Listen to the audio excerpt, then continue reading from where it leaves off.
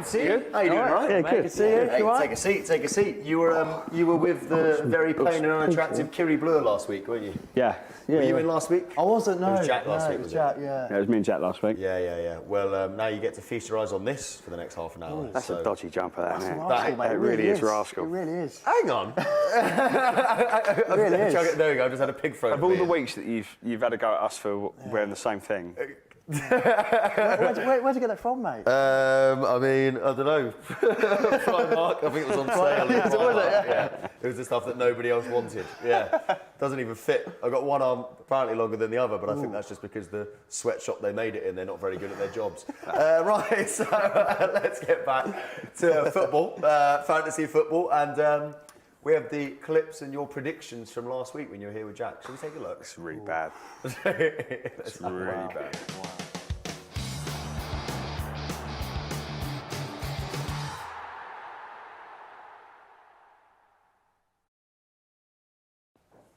That was amazing. Shawcross. I think the thinking behind this is they're playing West Ham, so points from all of them, really. Be very easy, won't it, Jay? No. Yeah. We'll tell everyone to take him out and then he'll score a hat-trick at the weekend. But I think we spoke about Zlatan alternatives 2 or 3 weeks ago, and now we've just gone straight in with no, get him out. Yeah, I think with all three of those strikers, really, they're going to be on form. Kane is a wild card for us because no one's really sure whether he is going to make the North London derby the weekend. He'll make the North London derby, I think. But I think Pochettino's probably got him under his sleeve, ready to throw in. So. I could have been doing something so much worse. You've been behind the scenes on this show before. It was so lucky when it cut back to me, that was all I was doing. Not something grossly inappropriate. So your predictions last week were to drop Zlatan Ibrahimovic. Let's start with that one. Well, as we said in that clip, we mentioned a good 4 or 5 weeks ago that it might be worth thinking about taking him out because he wasn't scoring. And then last week we went with, you need to get him out because he hasn't scored for 5 or 6 weeks. And then typical, he bangs in 2 goals. He scored twice. But yeah, that's just the way football fantasy goes. That's the way football goes, isn't it? So. I was guilty of it too. I took him out thinking, Oh, really? He's been in awful form. He's not going to score again. And what does he do? He goes to scores 2. See, I kept him in purely because I've used so many subs that I was like, do you know what? I'm not going to risk. I just rather save it. At least he's not injured or anything. But I was kind of praying for him to get injured, so it would force my hand a bit. But thankfully, he's come good. And now, do you expect Zlatan now to go back to scoring ways? Potentially. I can't remember. Swansea away. I think we should put that in perspective. At all times. I think he's that sort of striker that will quite happily just go on a bit of a run and score loads of goals. But that 5 or 6 game period where he weren't scoring would have had fantasy football players a little bit worried, which is why we went in last week and said, "No, get him out." Yeah. And he's expensive as well. Very so expensive. He could have used that value elsewhere. To be fair, if you had replaced him earlier as well with a De Bruyne or somebody or an Aguero or somebody, then you would have definitely been able to. I think he needed a brace like that. He needed a few goals to get him going. You know, he had a barren run for God knows how many weeks now. I think he needed 2 goals to properly get him going. I think this could be the start of him. I really do. Yeah. I mean, he came off the back of 50 goals last season for Paris Saint-Germain, his highest ever tally. So it seems ridiculous that he could have completely lost it in the space of one summer, where he didn't have a major tournament to worry about much either as well. And then you predicted that Stoke were going to get loads of points against West Ham. Well, I didn't. Jack did. I wasn't too keen on it, and I think the 3 that we put into that infographic, I don't think any of them got any points at all. Shawcross, Allen and Bonnie didn't do a lot. No. But I mean, I think that the point of that was that it was worth looking at a team's spine. Yeah. And whether you can get a little bit of value out of it. And I think across the season, Stoke might be good value for that still. That's it. I think Bonnie as well. I mean, he seems so lethargic and stuff at the minute, but I do feel like if he scores a couple, we might see Bonnie Swansea version at Stoke, and he's cheaper than all the other strikers that you get. And he could end up getting 15 league goals or something. Yeah, let's move on to this week. It's kind of, I guess, a bit of a period for reflection of the international period ahead. You've got a list of the must-have players, the players that you just basically can't afford not to have. It's a difficult one, isn't it? Because everybody else is going to have them, but you can't be the guy who doesn't have them at the same time. Well, the point behind all the infographics that we're going to show you tonight is that it's around about now that people start thinking about playing their wild cards if they haven't already. A new wild card comes into action in the new year. You've got 8 game weeks now to play that first wild card. So it's normally around about now where the majority of people will play that. So now everything tonight will be on the basis of that. Okay. These 3 players are the players that cannot afford not to have in your team. Need to have him in there. Yeah. Need to. It's it's a case of class is permanent. Eden Hazard, had a bit of an iffy season last season, but watching him now, he's going to perform for Chelsea. I think the thing with Hazard is, you look at the formation that Conte's playing now. It suits him down to a T, doesn't it? He's got to do no defending now. He's got Azpilicueta, he's got Alonso behind him now. Yeah. He doesn't have to do any defending. He's got freedom now to press the opposition defence and really, really go for it. So for me, he's someone you've got to have in your team at the moment. Yeah. Because the man next to him, Philippe. I could go on about Philippe Coutinho all day at the moment. The one thing that's kind of always been lacking from him is perhaps end product, certainly in terms of goal scoring. But I think at the moment that the way that front four is so fluid and move, it's crazy, isn't it? He could score a handful of goals this season. We saw that on Sunday against Watford. I don't think anyone. Watford have had a good season, so no one expected Liverpool to turn up the way they did. And he's contributed 11 goals. I don't know how many goals Liverpool have scored this season, but that's a large percentage of them. Yeah. But then, even if Coutinho wasn't there, we could have had Firmino in there, we could have had Mane in there. Yeah. We could have had Lallana in there as well. So, any Liverpool midfielder, he's a player, you need to have at least one in there. That's it. I think the keys must have, and I just feel like that Liverpool system is just going to keep delivering points. I've had Mane as captain recently, and he's just been absolutely bossing it for me. It's been immense. And the value's good as well. So. Yeah, exactly. Yeah, when you consider there's nearly a £5 million difference between him and the man next to him, Aguero. Is Aguero as good a sure thing as there is in the Premier League? Do you think for goals certainly? There's no better striker in the Premier League. No. A lot of people say he's a little bit injury prone, get injured and then he'll be out for a little while. We work with a City fan who says, is he worth having it in? Because over the course of the season he'll spend large periods of it out. But I think if he's on the pitch and he's going to score, and that proves he's averaging 7.4 points per 90 minutes, which is pretty good. And that involves a period where he's come back and settled in. I was at the game actually on the weekend, Man City v Middlesbrough, and there wasn't. It looked like there's no goals coming at all. But you just know with Aguero on the pitch, there's going to be a goal out of nowhere. Yeah. And it happened. Just before half time, he notches a goal. You didn't see it coming, but he scored. That's the kind of player you want in your team. You look at Diego Costa's struggles last season. He's back to his best this season, but because the team's playing well around him, you feel like Aguero is the one that can create a goal out of nothing that maybe all the other strikers in the league don't have. And he will, yeah. Yeah, he will. No, he's an absolute world-class player. Big hitters as well. You've got on a slide for us on the big hitters. Talk us through the thought process behind these guys. Well, these guys are the ones that not everyone will have as such, but are the guys that are kind of almost guaranteed to get you points every week. So we've got the guys that you must have, and the guys that are big hitters. So you might have one or two of these, depending on sort of how well you put your value across your 11 players. But all four of these players this season have been producing across the board. And not just point scoring, but in terms of value as well. You can see the points per million. Yeah. All of them are quite high. Points per 90. They're all sort of around about the 7 points mark. So, is Lukaku? We talked about you're going to have to sit through a period where Aguero's injured. Are you going to have to sit through a period where Lukaku doesn't score a goal for 5 games? That's the thing with him. He's so on and off. Yeah. It's kind of hard to decide whether you put him in your team or not. But the thing is, on his day, he can score you a brace or more than that. He's that type of striker, and for that price as well, it's pretty good value for a kind of he is the main man for Everton these days. So, and they're having a good season as well, Everton, apart from last weekend where they sort of just decided to go toe to toe with Conte's 5-3-2. Yeah, it's a little bit weird, but I mean, other than that, they've been superb. So. He's going to be scoring goals throughout the season. The one thing is, as much as he goes through those lulls, and we see it all the time with Lukaku, he won't score for a month or 6 weeks or whatever.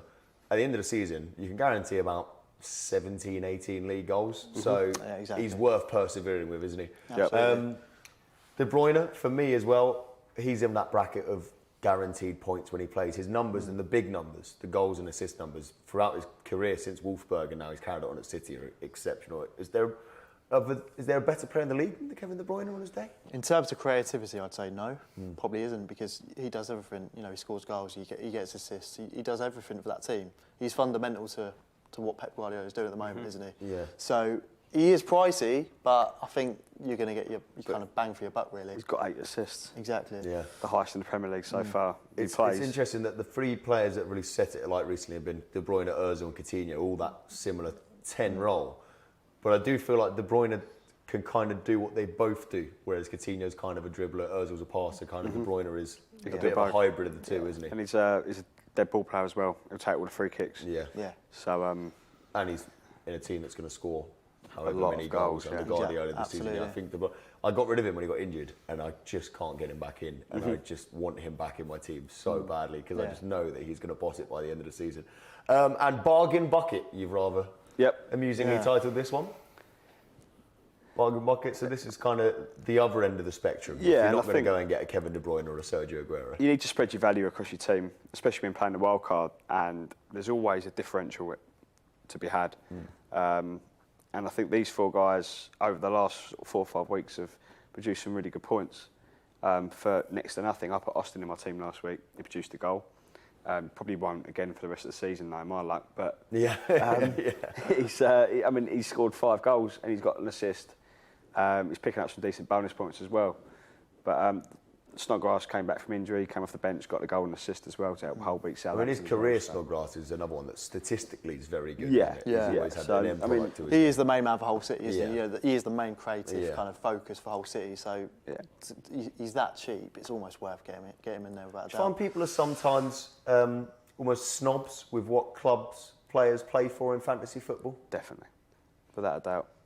That's why you've got to look at your differentials. You've got to look at the teams that have a good run of fixtures. And I mean, that Defoe, I don't think many people have got Defoe. Yeah. Because Sunderland have been terrible all season. Yeah, that's what's put me off. He's one him. of the highest scoring strikers. He's scored 6 goals, he's got 61 points. And if you look at that points per million, I mean, for what you're paying for him, you get 8 points per outlay. So I think he's cheap based on the fact that he plays for Sunderland, and that's where you've got to recognise that kind of thing. Whereas exactly. If he was at Spurs still, he'd be nearer 10 mil. 10, exactly. Exactly, that is spot on. And I think over the course of the season, these are the guys that almost make the difference. Everyone's got an Aguero or a De Bruyne in their team somewhere. It's going to be these kind of signings that make the difference. And I mean, Michael Keane I looked at, 'cause he's a great player, but I thought, Burnley are going to concede goals this season. Best home record in the Premier League at the moment. I don't know what's going on. You talked about looking at fixtures, upcoming fixtures, a crucial part. We've got the teams to back or avoid, but start with the teams to back first, shall we? Yeah. Here we go. Here it is. No wonder I'm circling the drain in this job. Right, here we go. So, teams to back. I think Liverpool are backing. You don't need to look at the next 3 matches at the moment. Flying along. Well, I mean, we've got the next 8 fixtures here. The average fixture difficulty is, I mean, the Premier League they give like a rating per fixture, 1 being easy, 5 being hard. The next 8 fixtures means that takes us up to New Year's Eve, and then on the 1st of January, the new wildcard kicks in. Oh, perfect, yeah. So this sort of backs us up with a sort of wildcard thing. And I think these 3 clubs, if you can look at players with these 3 clubs, then you're looking at points. Given that they've got a fairly decent average fixture difficulty, the lower the better. My one concern with Leicester players at the moment is that a lot of them are still priced on the reputation they earned for their performances last season. And does that put you off at all? I mean, you look at Jamie Vardy, who cost an arm and a leg still, and he doesn't look like he's... That is a worry, because obviously Vardy started on the bench in the Premier League on the weekend. You've got to consider the fact that Ranieri is concentrating on the Champions League this year. That is something to consider. But looking at them fixtures, you'd think that Leicester do have a good chance of winning all 3 of them games. Looking at them. Well, do you think if Leicester pick up a couple of wins, then they might start to build a few games, or do you just think it's going to be I think they did that early in the season, and then they just sort of start losing again. Yeah. I don't think they really know where their priorities lie in terms of whether it's Champions League, whether it's Premier League, or whatever. So they're a strange club this year.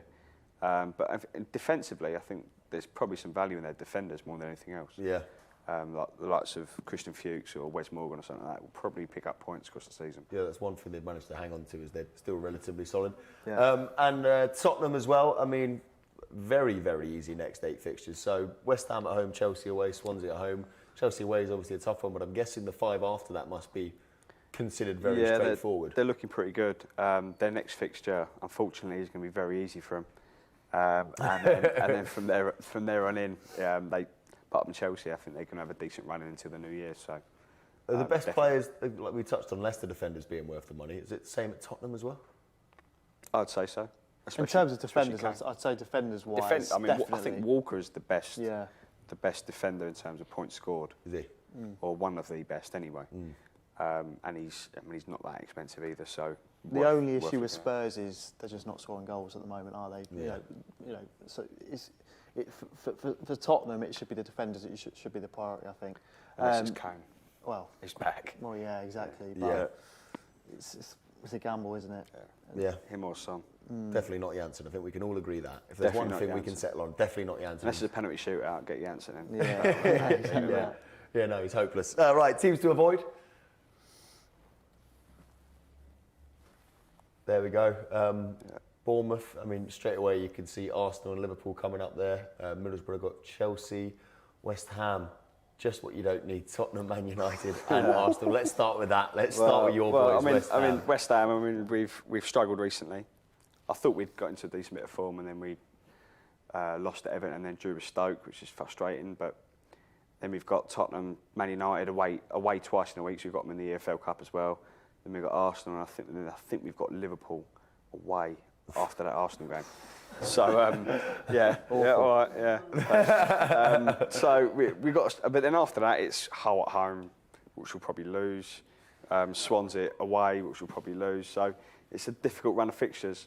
But have they got a bit of a Leicester City syndrome as well, in that there's a few West Ham players there whose price is still based on last season? I'm looking at Dimitri Payet as one of them, who's probably one of the most expensive players you could ask for. With Payet, I think he thrived on a good set of players in front of him last season. We had some strikers who could score some goals, which we don't have this year. Carroll's still injured. Sacco, no one even knows what he's doing. Has anyone seen him? No. You seen him? Where is he? Anyone seen Sacco? Where is he? Where is he gone? But and he's just stuck with Simone Zaza, who's probably not going to play again for us because it costs too much money. So he's just got no one up front. Yeah. And I think that's the problem with Payet. I mean, he's still created the most chances in the Premier League this year, but there's been no one on the end of it to score. So. Is the one player that is still trustworthy Mikel Antonio? Yes, if he plays in the right position. Bilic has been still using him as a sort of a utility player. But if you play him where he's meant to be playing, which is a right winger, he's going to get you goals. He's got five this season. Yeah. He was absolutely robbed of his goal at the weekend against Stoke. Went down as an own goal. It's definitely his goal, but it is what it is, isn't it? Really. Just very quickly through the other two as well. Bournemouth. Things aren't going. It's the first time ever we're going to see what Eddie Howe's really made of, isn't it? These next 8 fixtures. I think it's a test for him because he's not. I don't think he's been used to this kind of. He's been used to winning games most weeks, but now he's starting to really realise. Here we go, Premier League's here, and there's some tough games coming up for him as well. You know, you look at Stoke away, not an easy place to go. Arsenal away either, and then Liverpool at home. I don't think you should be selecting Bournemouth players in your fantasy team over the next couple of weeks because the points just aren't there for me. I think previously Bournemouth defenders have been good value. They normally score all their goals. Yeah, they're goal scorers, or if they're not scoring, they're assisting. But their run of fixtures, I mean, an average of 3 out of 5 doesn't look great. No, so yeah, that's very high. worth it. Middlesbrough, I mean, if you'd seen this set of 8 fixtures a couple of weeks ago, you'd be dreading them, but suddenly they look solid as a rock, don't they? Points off City, points off Arsenal. Yeah, but then you've got Chelsea at home. Chelsea are solid. They haven't conceded a goal in 5 games. Leicester away. I know Leicester lost at home at the weekend, but they're no mugs, are they? So yeah. And I think after that they've got a few tough fixtures coming into the new year. They must do I think you've got to be quite selective with your Middlesbrough players. The likes of George Friend, you know, he's a player that goes up and down that flank. He will get you assists. Yeah. And he will get you the odd clean sheet. And he's cheap as well. He's cheap as well. My third sub the last 3 weeks. And he's up 20 points. Yeah, I've had him from day one of the season, and I love George Friend. And also on FanDuel, let's move on quickly to that. We've got about 3 minutes left to quickly cover FanDuel, which is the other more detailed version of fantasy football that you guys run. Eden Hazard, he's similar to Eden Hazard, slightly different, but it's his brother. Eden Hazard, absolutely on fire at the minute, isn't he? Absolutely incredible. Yeah, he's unbelievable. He came out recently and said, he got told he had to start shooting more. He starts shooting more, starts scoring. Simple. It is. Someone probably should have told him that just earlier, that easy. to be honest. Probably let him know that. Yeah, I mean, down in game week 7, perhaps Conte should have said that to him then. But I mean, still, if you'd been picking Hazard in your FanDuel team, you'd probably be out there winning some money. Yeah, so, absolutely. Yeah, I mean that's just the average points as well, not even so. What he had to get in those weeks to get his average up from there shows the sort of form he's in. And finally, this is the team of the week from the weekend just gone. Is it you got for us here? Yeah. In the FanDuel stuff, which is always a good indicator of if a team's playing well. Had his best game in a Liverpool shirt. Karius. Pulled off a few good saves. Superb. I'm still not sure about him whatsoever. It could have been 6-5 if it weren't for him. So Yeah. Fair play to him. I think we've got to get used to that. I'm not surprised to see no Liverpool defenders at the back there. I wouldn't imagine there's going to be any at the end of the season either. That man, Alonso, is he cheap? I don't think people were expecting him to play this season. I don't think many people were, but he's fit into that new Conte system really well. And he's proven that in terms of, he's got his first goal. I think he's got a couple of assists behind him as well. And in FanTV, you earn points from passes, chances created, tackles. So wing back, pretty much. Yeah, so he's your guy. He's going to get you points. But the main one here that I would like to point out is Janmaat. He was in the team that got battered 6-1. And he's still in the team. And he's still in the team of the week. I know he did get a goal, but that's where FanDuel's different to the others. Obviously, he scored, but also he would have lost a lot of points. He would have lost a lot of points from conceding 6. Yeah. But he's still in the team of the week. I guess he probably was under so much relentless attacking pressure. He was probably responsible for all the points. Yeah. One more. Apparently, we've got one more slide. Here we go. Sorry, it's one more. It's a tweet. It's a tweet following Hillary's shot. We closed this. We closed this, didn't we? What was the biggest? Has this one still got time to go? They just wanted to point this out. Liverpool, Gerrard slip, 2013-14. Brilliant. Cheers. Thank you. Thank you for bringing that. Very fair. What was the biggest dead cert? It doesn't even make sense, that one. It doesn't even link. But it's worth bringing up either way. So. Is it though? It just is. Is it though? Yeah, any argument, if you just say Gerrard slipped, it fits in nicely. It works. I disagree. Couldn't disagree more, frankly.